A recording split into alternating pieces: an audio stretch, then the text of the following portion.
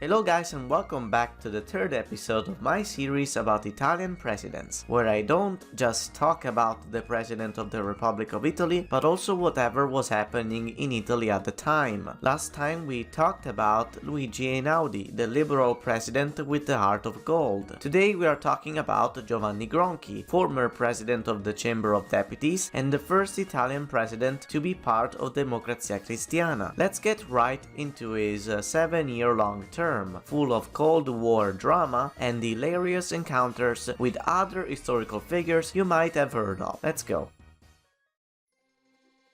Last episode I left you off by saying how the Gasperi died, leaving his party divided and confused for the most part. In June 1954, the 5th Congress of Democrazia Cristiana took place in Naples. There, the members of the party voted for the new party secretary after the election the year before that saw the DC lose a lot of votes. The Gasperi's unofficial but expected heir was Attilio Piccioni. Piccioni was minister in most of the Gasperi's cabinets. He was even vice prime minister during the Gasperi's 5th cabinet. He even tried to become prime minister right after the fall of the Gasperi in 1953, but he turned out very unpopular and so the role was given to Fanfani, who wasn't much better. However, he still had a chance in the DC for his reputation, but then the Montesi scandal came up. Montesi was the last name of a woman found dead by a river near Ostia after she was sexually abused. Authorities will later find out that there were orgies taking place by a river in the area. One of the people that was suspected of being part of these orgies and the murder of Montesi was Piccioni, Piero Piccioni, Attilio Piccioni's son. As you can imagine, Piccioni's supporters, which mostly consisted of religious people, abandoned him after the scandal, leading to Amintore Fanfani being elected as party secretary for DC. Fanfani's election changed the direction of the party for a while. Unfortunately, this was not an entirely popular choice. In fact, Fanfani went in contrast with the interests of a good portion of the party he was leading, especially the veterans. Three currents of thought started to rise in the party: the ones that liked Fanfani, the Primavera current, and the Concentrazione current. The former represented the right-wing moderates, and the latter the left-wing moderates, who got little to no representation in the party congress. Fanfani's ideas were a bit odd, if I may so myself. In very basic terms, he wanted to unite the ideas of corporatism and Christianity. Corporatism is an ideology that comes from Emile Durkheim's ideas of social solidarity among members of a community with similar cultural traits. He was opposed to liberalism and was more oriented on communities' well-being and unity rather than individual freedom. Maybe there is something I'm missing, but if I am right, then I do not blame the members of the party who didn't like him. The Gasperi leaned definitely more towards liberalism, kind of like Einaudi, but Fanfani, he may have been a communist for all they knew. Fanfani's election was a polarizing event in the DC, which eventually led to the birth of more substantial currents. There were a few, but the main ones were the centrist left and the centrist right, which will gain and lose power back and forth over the years. The currents will eventually drop their names, but now let's call them Primavera and Concentrazione. Now, what does that have to do with Giovanni Gronchi? Well, this is actually kind of a funny story.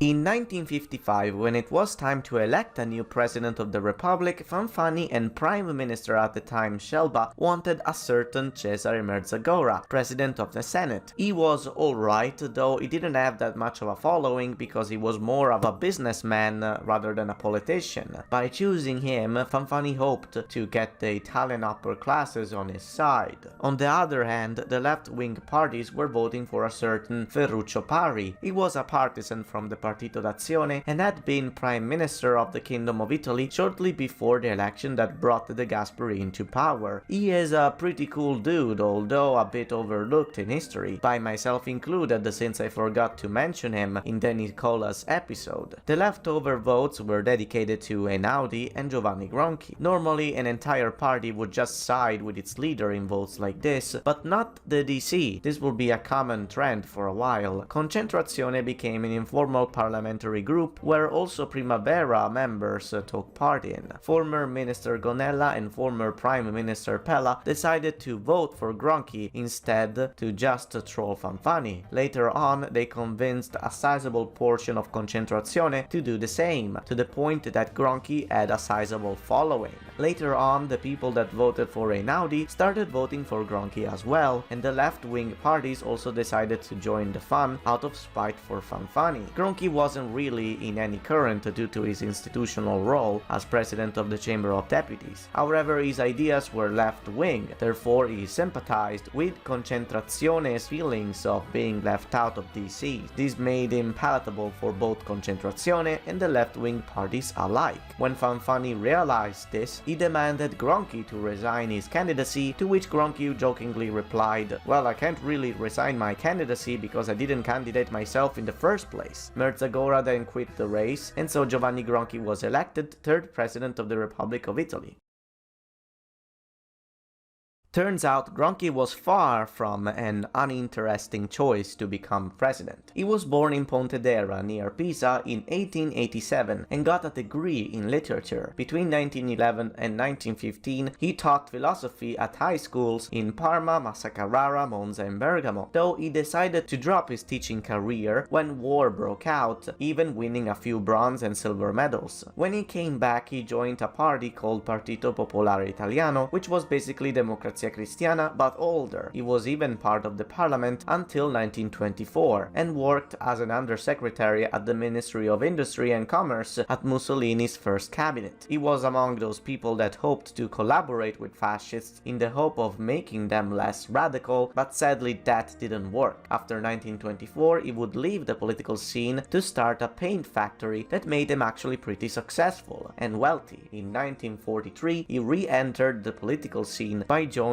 the newly formed Democrazia Cristiana. People really liked Gronchi for his charisma and moderate left-leaning ideas. Not only that, but he was also described as strong, unscrupulous and strong-willed. De Gasperi used to not get along that much with him, therefore he put him at the presidency of the Chamber of Deputies in 1948, hoping to get him out of his sight and to hopefully lower his influence. Tell me about how well it worked. If he was still alive, he would be just as amazed as Fanfani was when he won the title. In his speech, Gronchi underlined the fact that the era of reconstruction was over and that now, under himself, there would be an era of progress. In his speech, he wrote two main points that hinted on drastic changes to how things worked. First, he underlined the importance of the cooperation with the working class to reach economic growth, and said that he would put great effort on lowering unemployment. This was him indirectly stretching his arm towards the socialist parties. Secondly, he addressed his stance on the Cold War by firmly siding with the US and that he will take a more open approach to foreign policy. Gronchi's left-wing moderate views went strongly against Scelba's liberal policies. Scelba's government was deemed a generally successful and solid cabinet. It had great relations with the US and especially their ambassadors, played a huge role alongside Einaudi in the negotiations for Trieste, and it was the government that abolished the idea of the European defense community that would have united the armies of 6 different nations in order to defend Europe from the Red Menace. Einaudi, who was a big fan of European unions of any kind, persuaded Scelba to accept it, but Scelba refused because that would mean he would have to contribute in militarizing Germany, which he was opposed to. Scelba would resign shortly after the election of Gronchi. Gronchi at first wanted to place either Gonella or a certain Fernando Tambroni, but the party hated that idea, so Gronchi proposed to place Antonio Segni instead. Segni was an interesting man on his own right, though I will spare his characterization for another episode. One of the first things Gronchi did was to invite many ambassadors to the Quirinale, which he would then renovate, making it more aesthetically appealing. In general terms, he pimped up the place. Of course, he did not do these meetings by himself. He included Foreign Minister Martino, since Since he wanted to have a more active role in foreign politics, he also hired Mario Luccioli as informal advisors for foreign policies. Despite their presence, he would often comment on subjects about international relations during these occasions, in front of the ambassadors, something that really did not go well with the opposition. This new approach to the presidency went in strong contrast with the nowadays simplistic, indirect and down-to-earth approach, and led to many rumors to spread around about Gronchi's supposed luxury vacations abroad and eccentric lifestyle that went against what the constitution says the president of the republic should do. One of the most notable public accusations aimed at Gronchi was done by Senator Luigi Sturzo, who said that Gronchi's irresponsibility was an insult to the constitution. Gronchi would always reply to critiques like these that the constitution doesn't stop the president to speak up his mind, and that he had no intention to be, and I quote, a stuffed president. By using that word, he meant that he had no intention to be a puppet of the cabinet. The socialists were divided about him. Saragat did not like him too much, even comparing him to Juan Perón, the Argentine dictator, while Nenni liked how Gronchi was spicing things up in the DC. Furthermore, he particularly enjoyed when he trashed Scelba and Fanfani. Gronchi and Segni are credited for the completion of the Constitutional Court in 1956, a court judicial organ composed of 15 judges whose role is to impose the constitutional principles onto the law. The president of this court would be our friend Enrico De Nicola. They also contributed to the creation of the High Council of the Judiciary in 1957. Gronchi went far and beyond his call of duty as President of the Republic by going out of his way to travel far and wide to as many nations as he could. At first, the US thought he was a communist in disguise, not only for his apparently friendly relations to the USSR ambassadors and the socialists in Italy, but also because he once came out and said that communist China should be recognized by the UN, which was a very controversial opinion to have at the time. Though when he flew to the US in 1956, he debunked that first impression by appearing like the self-made man that he was. He got along greatly with Eisenhower and with the American public as well. In the rest of the visit, he pushed for more Italo-American collaborations in the Middle East and showed interest in reuniting Germany and strengthening the Atlantic Treaty. Later on, he also went to France to meet Charles de Gaulle, in Argentina to see Juan Perón, and even in the USSR to see Khrushchev. None of these meetings were spared by political ambiguity due to the dangerous reputation each one of these leaders had. He also went to Sao Paulo in 1958 and signed economic deals with Latin American nations. Gronchi's outgoing attitude towards international politics probably came from a sense of injustice that came from the unfair conditions Italy was left into after the Second World War. The late 50s were a time of regrowth, and Italy was experiencing an economic boom like it had never seen before. Gronchi hoped to ride that wave to make Italy an influential world power. One of the great assets Italy had at the time was Eni, the energy company owned by Enrico Mattei, a great entrepreneur that played an incredible role in almost making Italy a world power in the energy sector, which he almost achieved thanks to his friendship with JFK. Gronchi and Mattei had the same goal in mind when it came to foreign policy. In fact, after the Suez Crisis in 1956, Gronchi wrote a letter to Eisenhower asking for special oil deals in exchange for Italy's intervention during the conflict. Unfortunately, this letter was never received because it was blocked by Foreign Minister Martino, since it went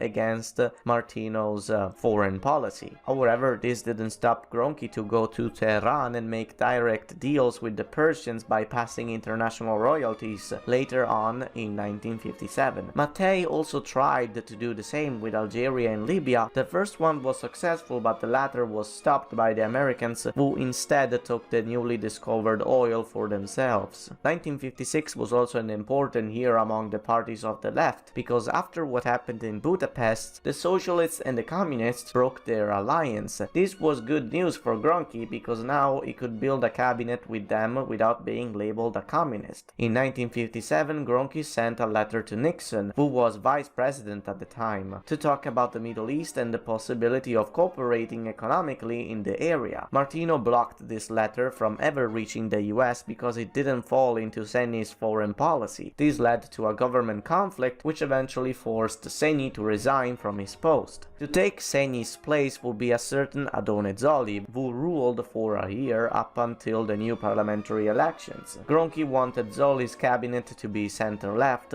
though they had to settle on a centrist orientation in order to get the vote of confidence.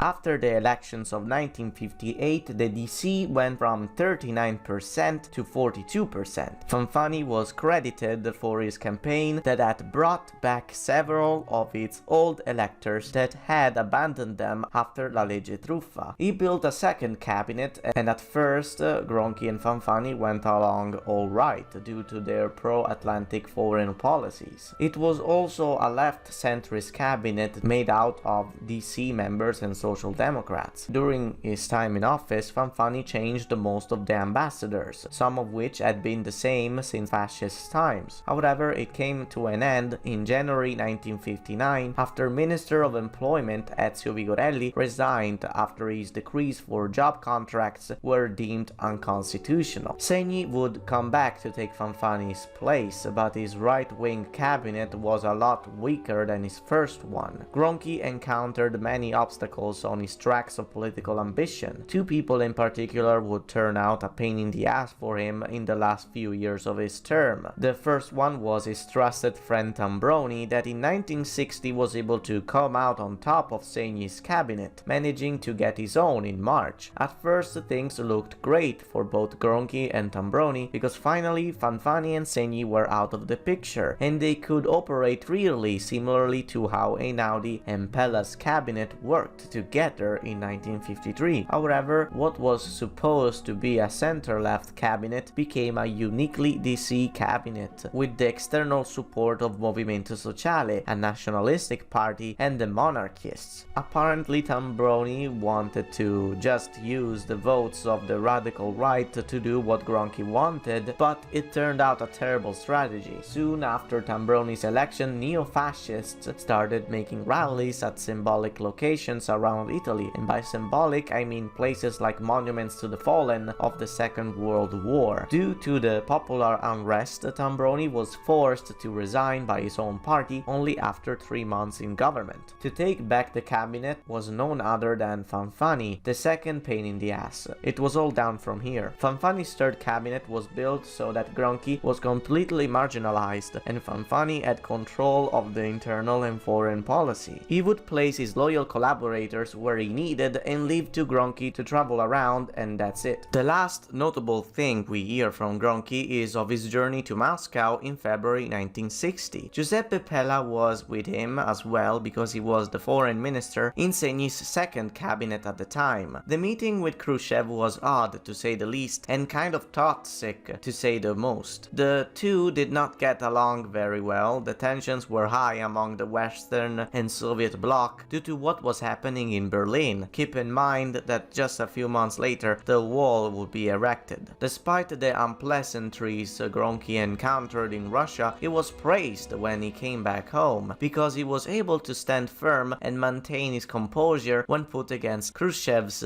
ideological taunts. The meeting definitely failed to, improve relations and soften tensions, but it definitely made an impression on the Soviet Union, and that impression was that Italy was no longer the fragile republic it was 10 years before. The last journey Gronchi took part in was a tour around South America, particularly the countries with a significant Italian minority. Sadly, traveling was all Gronchi could do at the time, since Fanfani had monopolized the executive power in the country. Gronchi would try to rerun for a second term, but he won't have much success, and the one to take his place will be none other than Fanfani. No, I'm joking, Antonio Antonio Segni, whom we will talk about next time. Thank you guys so much for watching. If you enjoy my work, be sure to like, subscribe, and comment on what you think about Gronchi, Fanfani, Mattei, Tambroni, or any other politician I covered today. The presidencies of Segni and Gronchi are very tight historically speaking, so if you think this episode has many loose ends, it is because I hope to tie them up next episode. Have a good day guys, and I will see you next time.